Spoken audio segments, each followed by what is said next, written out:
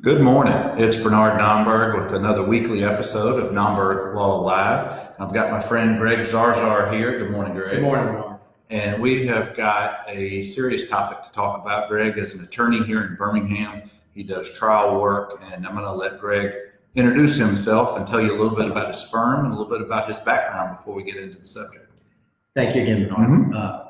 Again, my name is Greg Zarzaur. I'm a lawyer here in Birmingham. But before I talk about this very important subject, and I appreciate all of you for being here today and paying attention to what we have to talk about, because we're going to talk about child sex abuse, the prevalence of it, and what parents can do to help protect their children.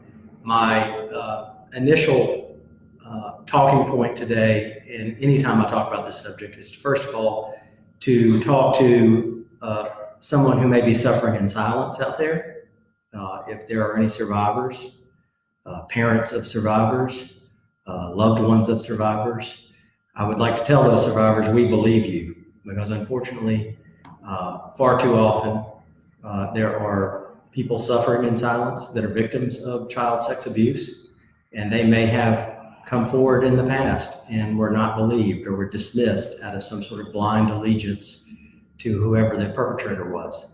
But we are here to tell you that we believe you, and we hope that our message here today strengthens you, and separately for those parents and loved ones helps you in not only talking to people who may be survivors, but also in talking to children who have not been victimized, but in an effort to help prevent that from happening. Well, Greg, thank you for stating that from the beginning. As I had said on Friday when I did a little preview of this, today's topic is a heavy topic, but it's an absolutely necessary topic to talk about. It doesn't get nearly as much publicity. It doesn't get nearly as much open discussion about it. So I really appreciate you being here today. Well, thank you again. And obviously, as part of my law practice, I represent the survivors of child sex abuse and other crimes in civil litigation. But my main job is obviously to be a father. I have 3 children of my own. This topic is near and dear to me, and educating the general public about child sex abuse in ways that parents or guardians can help protect their children is important to me. Obviously, child sex abuse is a underreported crime. It's an underprosecuted crime. But the CDC estimates that 1 in 6 boys and 1 in 4 girls will be sexually abused before they reach the age of 18. Wow. More shockingly, the overwhelming majority of those perpetrators, around 90%, according to the Department of Justice, are people known to the victim, known to the child. I know when I grew up, a lot of the discussion was about stranger danger. But in reality, most of the perpetrators of child sex abuse are well known to the family or to the child themselves. And that I think the better message to children may be to be aware of sneaky people.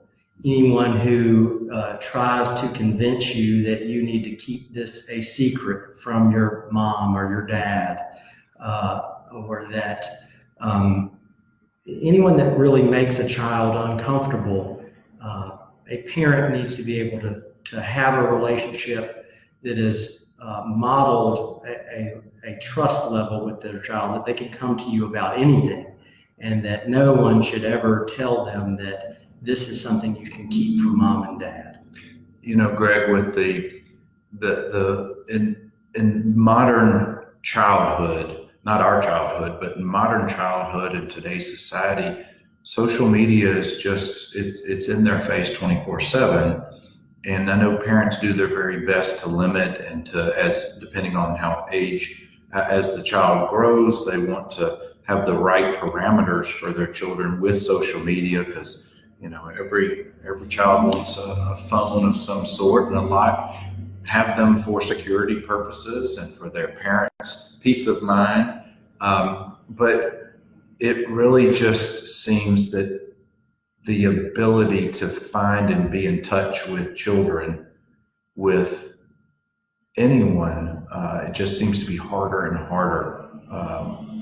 Talk a little bit about that. Yeah, no problem. Obviously, technology has allowed us to be here today talking to your audience, and we obviously are able to get important messages out to a greater audience more easily. And so, there's a certain level of benefit, and with that comes great risk as it relates to children having access to the rest of the world, because we know there are bad people out there. What I would say is as a parent, don't worry about being the bad guy.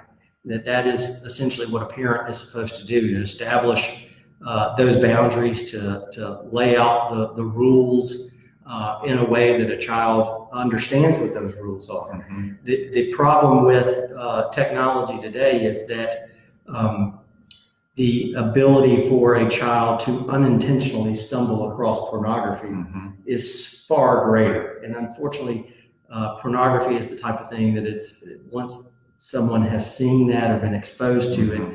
it is nearly impossible to unring that bell and what it does to the mind and as far as human sexuality. If it's as easy as typing in a simple word into a search engine, and it can be as simple as typing in, and I don't know if this is still the case, you can type in the words White House.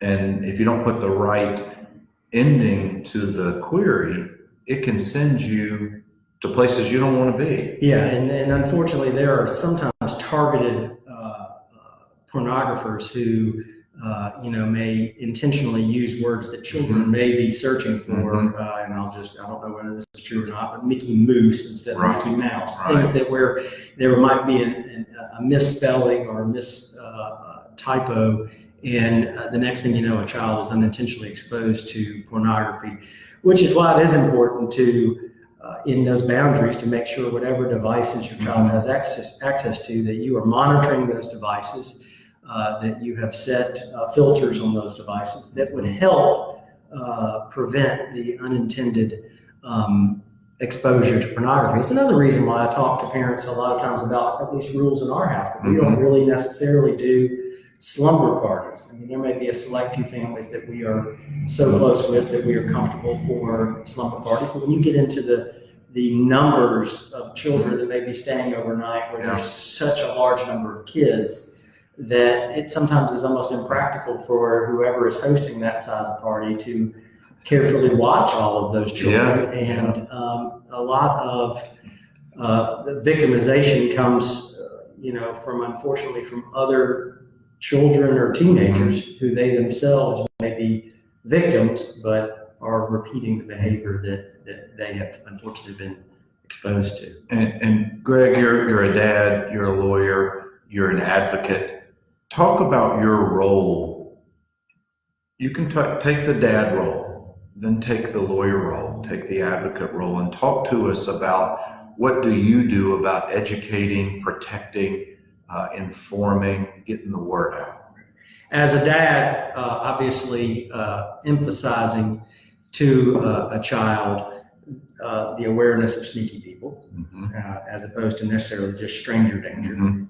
Separately, my wife and I speak to our children and use appropriate anatomical terms when describing a penis or a vagina. A lot of times parents will dance around those terms or come up with words for it, as opposed to using the appropriate anatomical term. And in doing that, sometimes it can create confusion for a child. Separately, it can create an issue when a child is trying to report to you what happened to them, and they don't necessarily know what exactly happened to them, or what if you just generically speak of an area, as opposed to identifying to a child the specific body parts. I think it's important to use the correct anatomical terms. I also think it is real important that children have control over their own bodies. A lot of times we may unintentionally create an environment that gives a message to a child that they don't have control over their body, whether or not it's forcing a child to hug their grandmother or to kiss their uncle. We may be doing that to make sure we just show an appropriate affection to a loved one, But the reality is when you force a child to do that sort of thing, then it may internalize that as not having control. And if a child says, no, I don't want to do that, you should respect a child's right to control their own. I guess depending on the age, depending on the relationship, and the level of comfort with that particular relative or whoever it is, that can create some real trauma in and of itself. Just the anticipation of, oh, I know what's going to happen. I've got to go do this because we're about to meet for lunch. I can totally see that mindset. Yeah, no doubt. And then I think it is very important for a child to also see that you respect their right to control their body. And if they say, no, I don't want to do that, that you honor that and just show them other ways they can demonstrate respect with their words to a loved one, or a high five, or a handshake, or whatever else it may Sure. be. There's not necessarily the need for them to do something that makes them uncomfortable. And that's the overriding principle here, that if any person makes you feel uncomfortable, please let us know. That is the important thing, that a child has a relationship with you, that no matter who it is, if they are made to feel uncomfortable, whether it's a peer at school, whether it's a coach, whether it is a youth pastor, whatever it may be, just by virtue of their position does not give them the right to make you feel uncomfortable.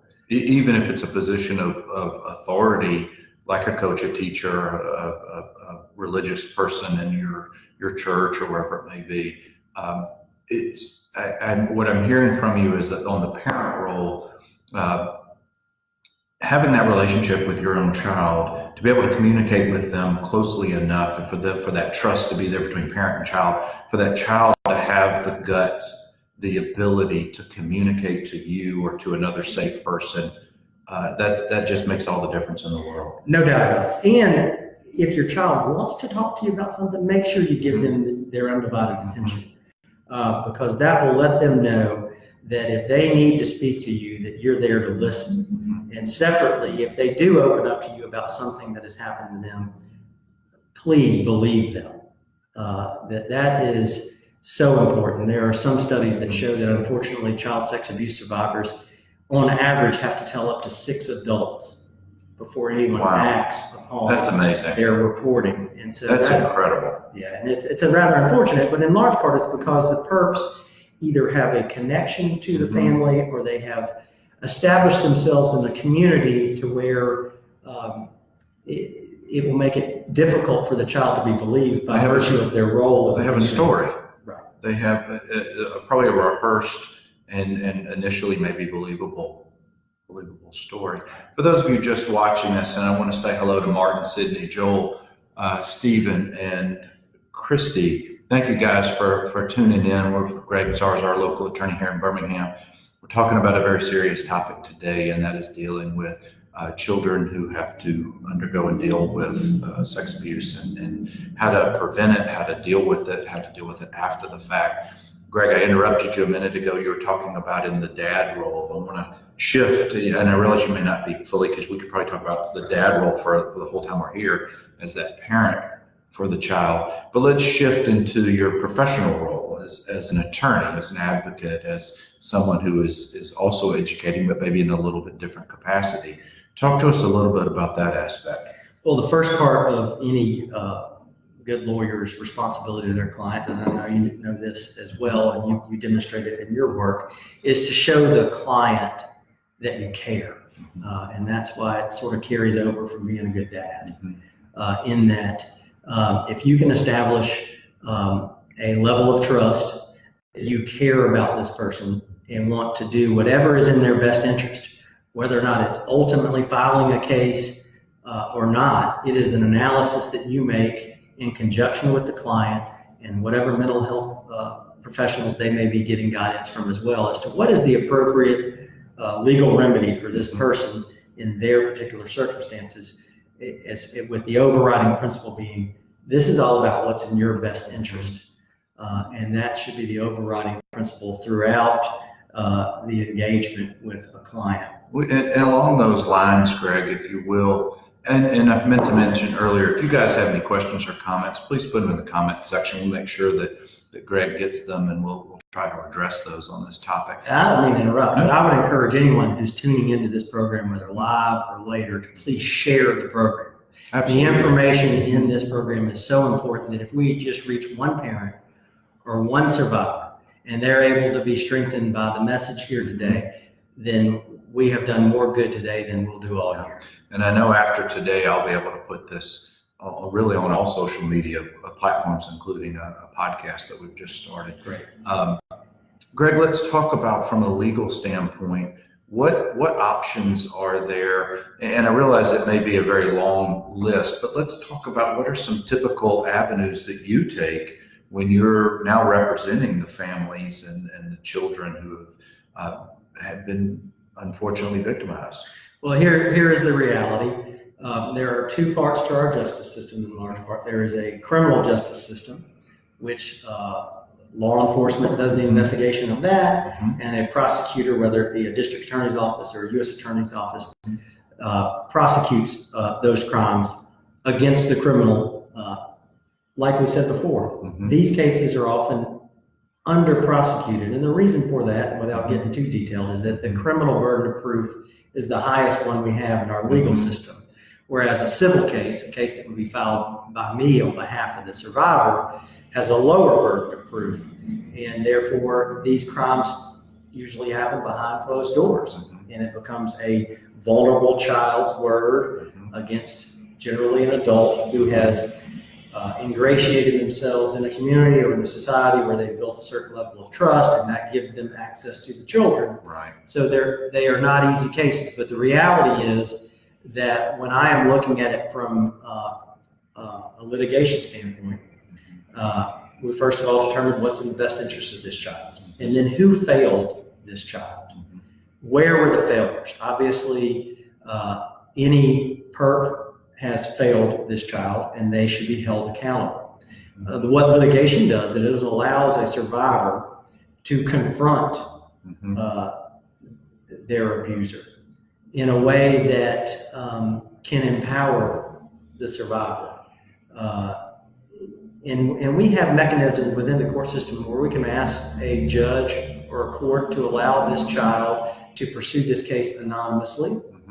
But we can, in doing so, shed a light on the perp, their behavior, and anyone that enabled that behavior. Because in large part, and I know this from all of my crime victim representation, that crimes very rarely occur sporadically or accidentally or randomly, is probably the best word. That most crimes occur where they occur, when they occur, because that's where the perp thinks they can get away with it by virtue of some other failure, whether it's someone didn't follow proper protocols or policies, or they didn't have the appropriate security measures in place, or whatever they may be, that a criminal chooses the location of their crime for a particular reason, and they target children for a particular reason because they think they're vulnerable and they will not be believed. I want to talk about the mindset of the child, as well as the range of emotions. I'm just trying to put my parenting hat on for a second. For the child, I can only imagine it's got to be incredibly scary. It's got to be a process they must go through. And I realize you just mentioned a second ago about there are mechanisms for the child to be able to pursue this anonymously, to be able to testify without actually having the bad guy in the room and those kind of things. But even for that, even for a child to just be able to mention it to another person is such a huge step. But then to go beyond that, to be able to have to tell other adults who they don't know, talk about that mindset of the child. Yeah, I mean, and the reality is that most children suffer in silence on this because they either have tried to report or they are not comfortable enough to report by virtue of what they think may happen if I disclose what happened to me about this person, either because of what the perp warned them would happen or by virtue of how close a relationship the perp has to the rest of their life.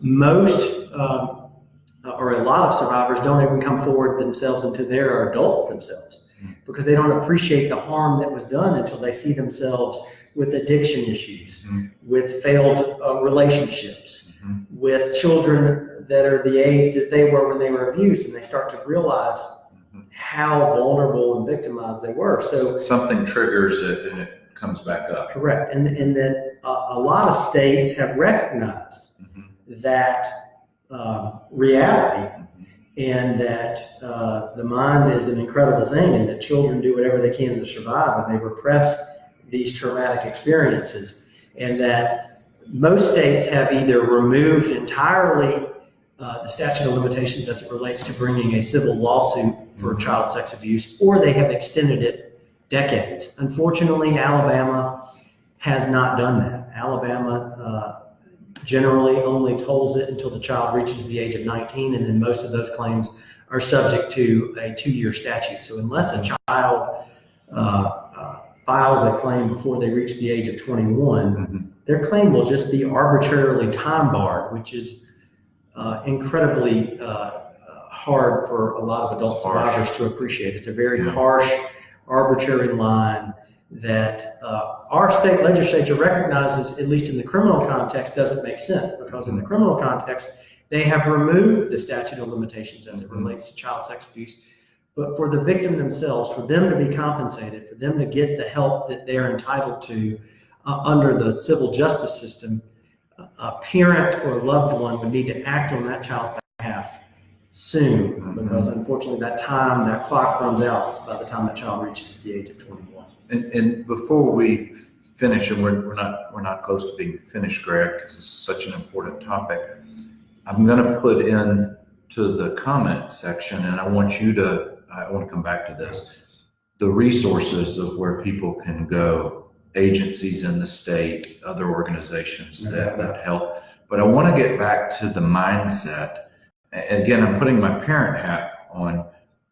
As a parent, you want to do anything and everything for your children as they grow up. They're your most important people in your home besides your spouse. But I can only imagine the range of emotions of anger and helplessness and sadness. And I mean, I could go on and on. But talk about when you're an attorney representing a child or the family in one of these situations.